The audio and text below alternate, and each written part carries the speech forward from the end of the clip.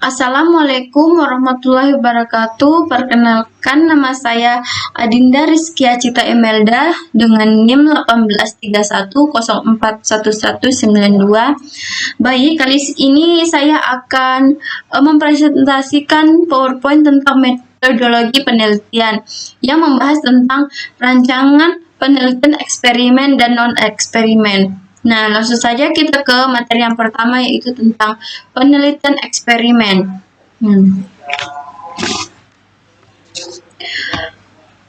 Metode eksperimen atau metode eksperimen merupakan metode penelitian kuantitatif yang digunakan untuk mengetahui pengaruh variabel independen atau treatment atau perlakuan terhadap variabel dependen atau hasil dalam kondisi yang terkendali. Kondisi dikendalikan agar tidak ada variabel lain selain variabel treatment yang mempengaruhi variabel independen.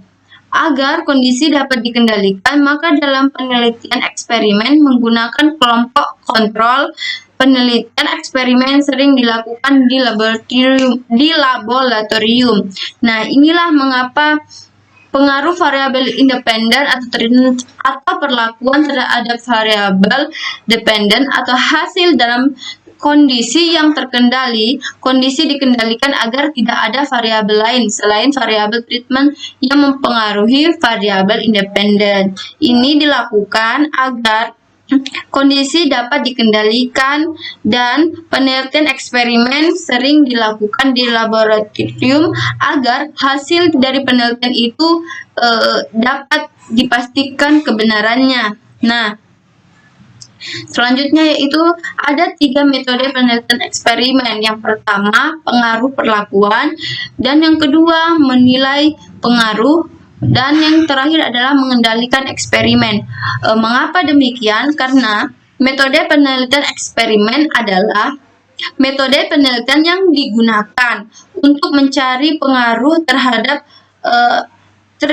pengaruh tertentu terhadap yang lain dalam kondisi yang terkendali. Contohnya, dalam bidang fisika, penelitian dapat menggunakan desain eksperimen karena variabel dapat dipilih dan variabel lain dapat mempengaruhi proses eksperimen.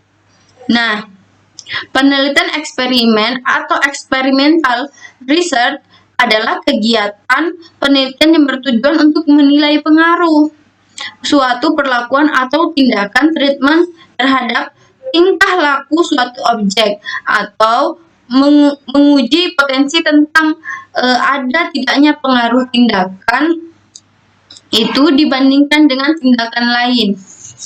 Nah, bisa dikatakan di sini berdasarkan hal tersebut, maka tujuan umum penelitian eksperimen adalah membandingkan dengan kelompok lain yang memperlakukan gejala kelompok tertentu dibandingkan dengan kelompok lain yang telah dibahas di atas. Penelitian eksperimen merupakan penelitian yang dimaksudkan. Dengan kata lain, penelitian eksperimen mencoba meneliti dan tidaknya hubungan sebab akibat secara umum. Di dalam pembicaraan penelitian di kendalanya ada 2 penelitian eksperimen, yaitu eksperimen betul true eksperimen dan eksperimen tidak betul, hanya mirip eksperimen. Yang dikehendaki di bawah ini dapat terwujud.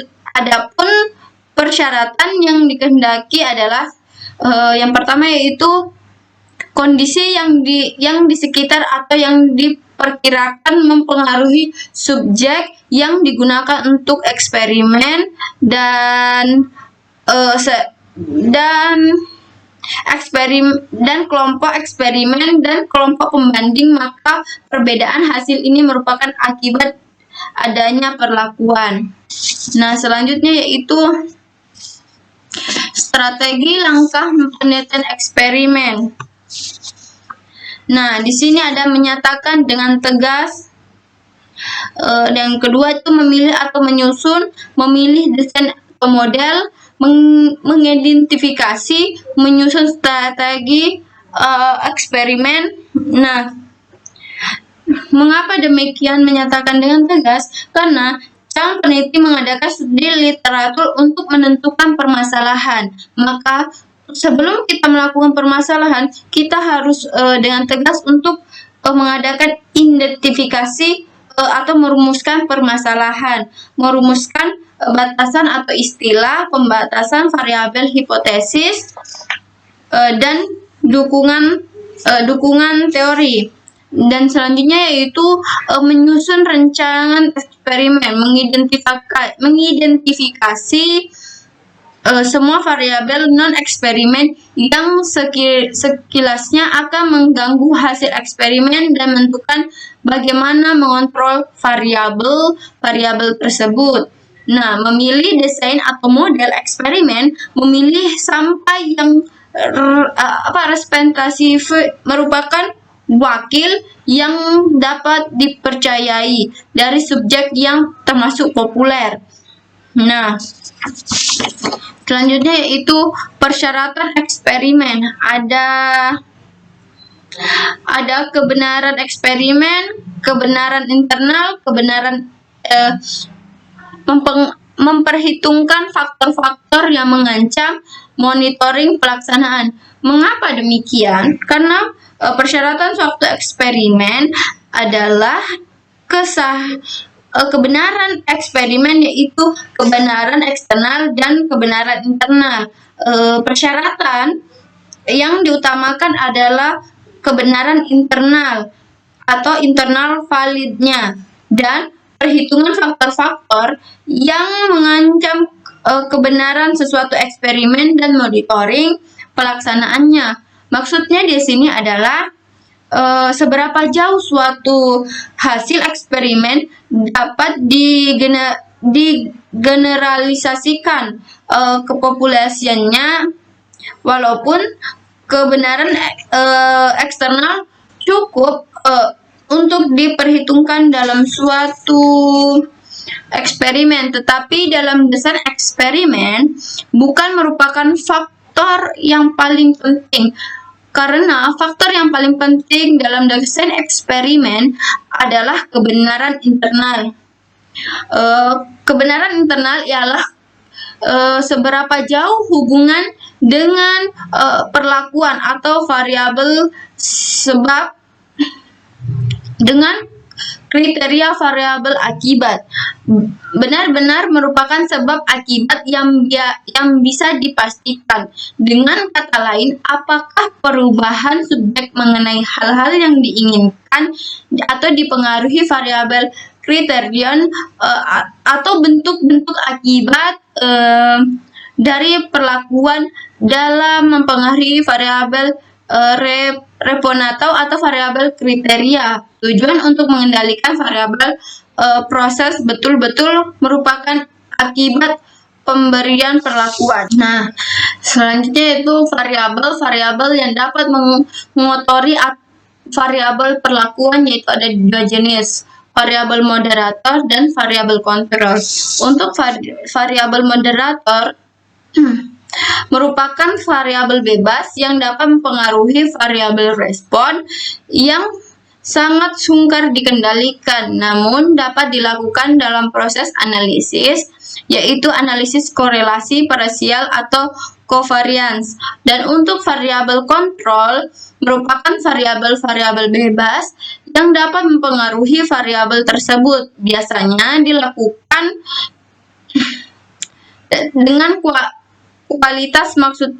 kualitas maksudnya di sini yaitu menyamakan kondisi variabel yang dimaksud pada kelompok eksperimen dan pada kelompok pembanding. Selain itu, pengendaliannya juga dilakukan secara statistik.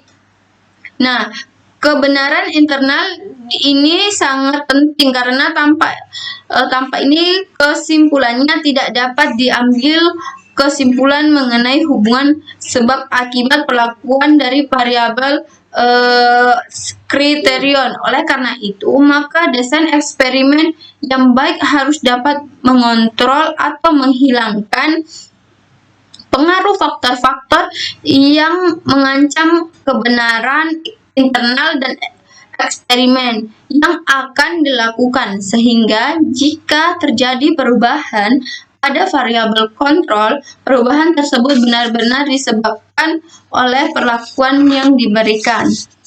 Nah, dalam variabel penelitian eksperimen ada dua jenis, yaitu variabel eksperimental dan variabel non eksperimental. Untuk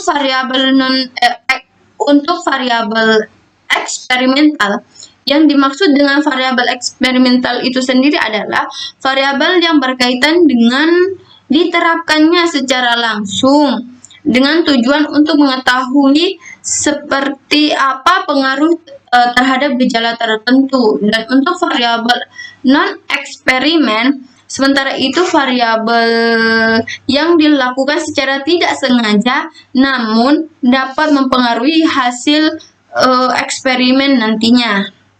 Nah, seperti itulah penjelasan dari variabel eksperimen dan non eksperimen. Nah, untuk kesimpulannya sendiri, yaitu eksperimen adalah penelitian yang dilakukan untuk mengetahui akibat yang ditimbulkan dari suatu perlakuan yang dilakukan untuk perlakuan yang diberikan secara sengaja oleh peneliti. Peneliti itu penelitian eksperimen dianggap sebagai penelitian yang memberikan informasi yang paling akurat, baik bila semua variabel yang terlibat dapat dikontrol dengan baik, instrumen yang tepat digunakan tepat atau valid, dapat dipercaya atau real, serta desain yang digunakan tepat. Nah, untuk karakteristik penelitian eksperimen yang ada 5 poin.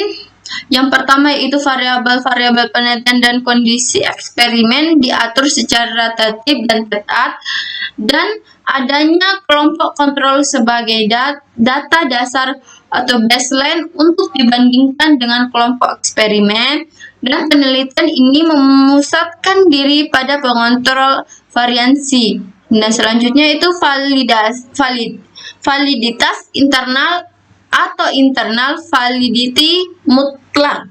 Dan selanjutnya itu validitas eksternal. Yang dikatakan yang saya katakan barusan yaitu tentang karakteristik penelitian eksperimen yang variabel penelitiannya ini diatur secara tertib dan ketat atau rigorous management, baik dengan menetapkan kontrol memanipulasi langsung maupun random atau acak. Dan untuk adanya kelompok kontrol, kenapa adanya kelompok kontrol? Untuk dibandingkan dengan kelompok eksperimen, dan penelitian ini memusatkan diri pada pengontrolan variasi untuk memaksimalkan variabel yang berkaitan dengan hipotesis penelitian, meminimalkan variabel gangguan yang mungkin dapat mempengaruhi hasil eksperimen tetapi tidak menjadi tujuan penelitian. Selain itu, penelitian eksperimen ini meminimalkan variasi kekeliruan, termasuk kekeliruan pengukuran. Untuk itu, sebaiknya penelitian, pemilihan dan penentuan subjek serta penetapan subjek dalam kelompok-kelompok dilakukan secara acak. Dan untuk validasi internal atau internal validasi mutlak diperlukan pada rancangan penelitian eksperimen. Mengapa? Karena untuk mengetahui apakah manipulasi eksperimen yang dilakukan pada saat studi ini memang benar-benar menimbulkan perbedaan. Dan untuk validitas eksternal berkaitan dengan bagaimana kerepresentatifan penemuan penelitian dan berkaitan pula dengan menggeneralisasikan pada kondisi yang sama. Nah, dan selanjutnya yaitu proses penyusunan penelitian eksperimen. Nah, ada 7. Ini yang pertama yaitu melakukan kajian secara induktif yang berkaitan dengan permasalahan yang hendak dipecahkan. Yang kedua, mengidentifikasikan permasalahan. Dan yang ketiga, melakukan sebuah kegiatan eksperimen atau memberikan perlakuan pada kelompok eksperimen. Dan keempat yaitu mengumpulkan data hasil eksperimen. Dan kelima yaitu mengelompokkan data atau mendeskripsikan data setiap variabel. Dan yang keenam yaitu melakukan sebuah analisis data dengan teknik statistika yang sesuai. Dan yang ketujuh yaitu membuat laporan penelitian eksperimen. Nah, selanjutnya yaitu bagaimana metode penelitian. Di sini ada 2 metode penelitian, yaitu penelitian eksperimen dengan kelompok pembanding dan penelitian eksperimen tanpa kelompok pembanding. Nah, untuk eksperimen dengan kelompok pembanding, metode yang pertama ini melibatkan kelompok pembanding atau control group. Mengapa demikian? Pada metode ini ada 2 variabel yang diteliti dengan memberikan perlakuan yang berbeda. Setelah mendapatkan perlakuan yang berbeda, penelitian harus melakukan penelitian terhadap hasil perlakuan atau perbedaan tersebut. Nah, untuk penelitian eksperimen tanpa kelompok pembanding, sesuai namanya, metode selanjutnya tidak melibatkan kelompok pembanding. Hanya ada 1 variabel yang diberikan suatu perlakuan. Karena tidak ada kelompok pembanding atau metode kedua ini lebih syarat akan biasa.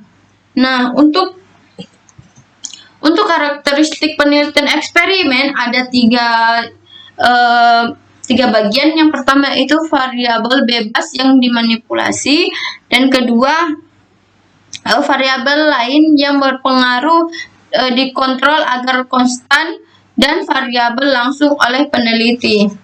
Nah, tindakan manipulasi suatu variabel dilakukan oleh peneliti dengan berdasarkan pada pertimbangan ilmiah. Tindakan ini harus dapat dipertanggungjawabkan. Jadi di sini para ilmiah itu tidak secara sembarang atas hal-hal yang terjadi dan menyebabkan perbedaan antara variabel. Nah,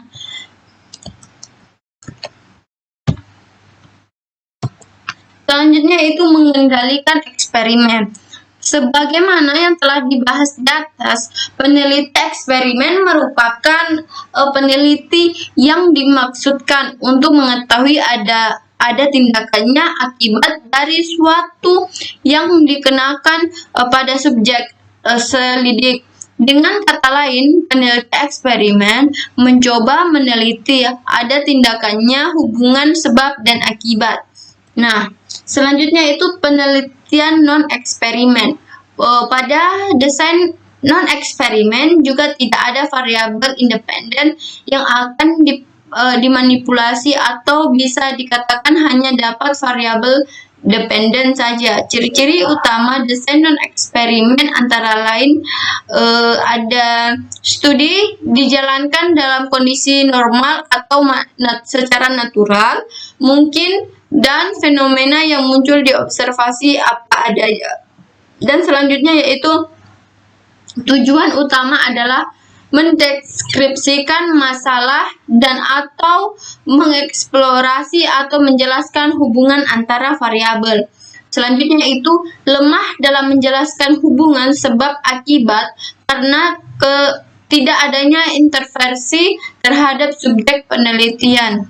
Dan selanjutnya yaitu dapat digunakan untuk mengembangkan pengetahuan dalam kondisi tidak memungkinkan dilakukan eksperimen, seperti adanya masalah etik penelitian dan sulit atau tidak mungkin dilakukan intervensi, variabel sulit dimanipulasi, atau jika dilakukan manipulasi ada masalah etika penelitian, misalnya rasa sakit, dukungan sosial, ketakutan, obesitas, penggunaan alkohol, penyalahgunaan narkotika, kondisi duka cita, dan sakit fisik atau mental.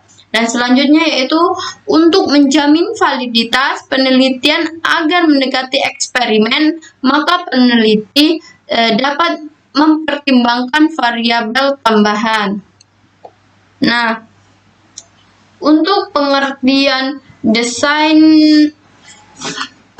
penelitian yaitu desain penelitian merupakan sekumpulan langkah-langkah logis yang dipilih peneliti untuk menjawab pertanyaan penelitian. Sehingga desain penelitian merupakan penjabaran dari hipotesis penelitian atau tujuan penelitian atau pertanyaan penelitian.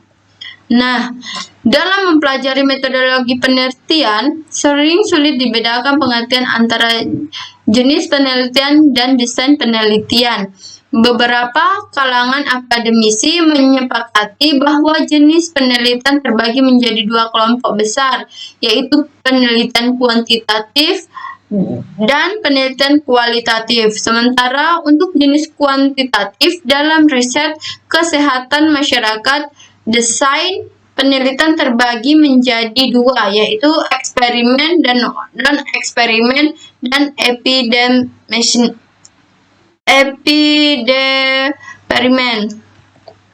Nah, desain deskriptif ini dapat dipakai pada penelitian yang membutuhkan informasi pada bidang tertentu dalam jumlah banyak, melalui penggambaran fenomena atau kejadian secara alamiah. Nah, untuk ciri-ciri desain penelitian deskriptif antara lain yaitu menjelaskan atau menggambarkan variabel sesuai dengan tujuan penelitian, tidak bertujuan mencari hubungan sebab akibat, dapat dipakai untuk jenis penelitian kuantitatif dan kualitatif, mengumpulkan data melalui observasi terstruktur, kuesioner, dan wawancara atau studi survei, sesuatu yang dapat dilakukan jika telah ada kesepakatan untuk mendeskripsi variabel penelitian yang merupakan variabel tunggal dari populasi. Nah, selanjutnya yaitu tindakan terdapat literasi yang cukup yang menggambarkan populasi atau variabel populasi. Selanjutnya yaitu penelitian bertujuan menghasilkan alasan rasional sebuah penelitian dilakukan melalui literasi review sehingga tidak dibutuhkan kerangka teori. Nah, bisa kita lihat di sini yaitu desain penelitian kuantitatif yang terbagi menjadi eksperimen non-eksperimen. Nah, pada dasarnya penelitian kuantitatif terdiri dari dua desain utama. Jika dilihat dari pemberian intervensi terhadap responden atau subjek penelitian, jika subjek penelitian diberikan intervensi oleh penelitian, maka penelitian tersebut termasuk dalam desain eksperimen. Jika tidak mendapatkan intervensi, maka termasuk desain non-eksperimen. Nah, untuk jenis penelitian kuantitatif dengan desain deskriptif terdiri dari studi 3. Yang pertama yaitu studi deskriptif khusus, yang kedua studi deskriptif perbandingan, dan yang terakhir yaitu studi deskripsif yang mempertimbangkan waktu. Nah, di sini ada ciri-ciri kolerasi antara lain yaitu tindakan terdapat manipulasi terhadap variabel independen karena variabel independen atau masalah yang diamati dianggap sudah terjadi sehingga disebut ex post facto atau after the fact. Nah, hubungan antara variabel yang diperoleh tidak mengidentifikasikan sebab akibat, namun menandakan jika terdapat perubahan pada suatu variabel akan menyebabkan perubahan pada variabel lain.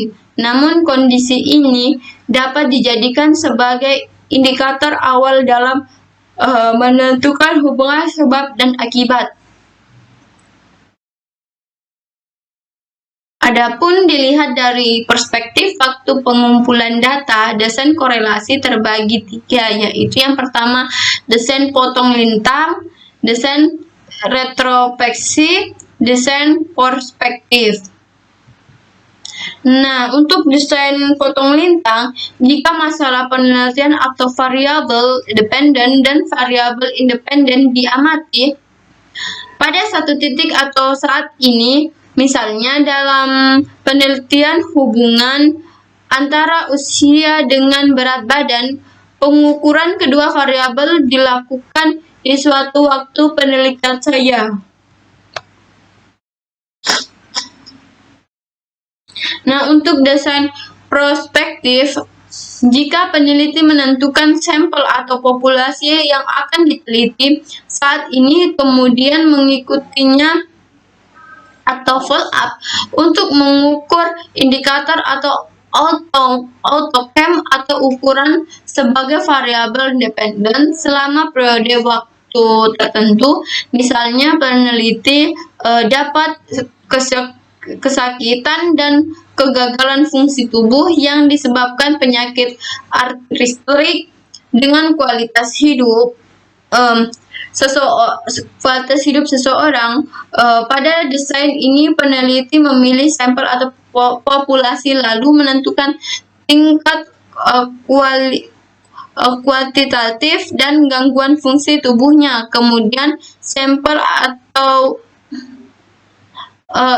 yang terpilih diikuti untuk mengukur kualitas hidup manusia.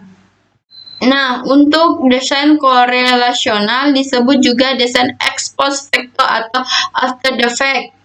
Tujuan utamanya adalah mendeskripsikan hubungan antara variabel yang ada dan menentukan hubungan antara variabel independen dan dependen. Ciri-ciri desain korelasi antara lain yaitu tidak dapat memanipulasi terhadap variabel independen karena variabel independen atau masalah yang diamati dianggap sudah terjadi.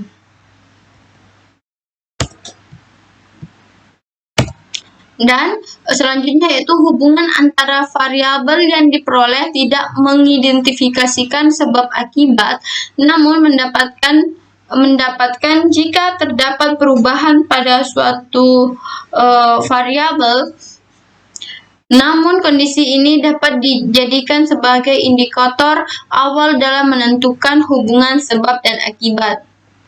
Nah, itulah tadi perbedaan eksperimen dan non-eksperimen. Nah, bisa kita simpulkan bahwa penelitian bertujuan untuk mencari sebab dan akibat dari permasalahan untuk mengetahui akibat yang ditimbulkan suatu perlakuan yang diberikan secara sengaja oleh si peneliti. Penelitian eksperimen itu sendiri dianggap sebagai penelitian yang memberikan informasi yang paling akurat bila semua variabel terlibat dan dikontrol dengan baik. Instrumen yang digunakan tepat atau valid dan dapat dipercaya serta desain yang digunakan tepat, maka bisa memberikan informasi atau kebenaran yang dapat dipertanggungjawabkan.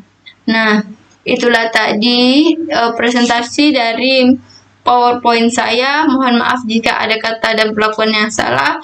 Saya akhiri. Sampai jumpa. Assalamualaikum warahmatullahi wabarakatuh.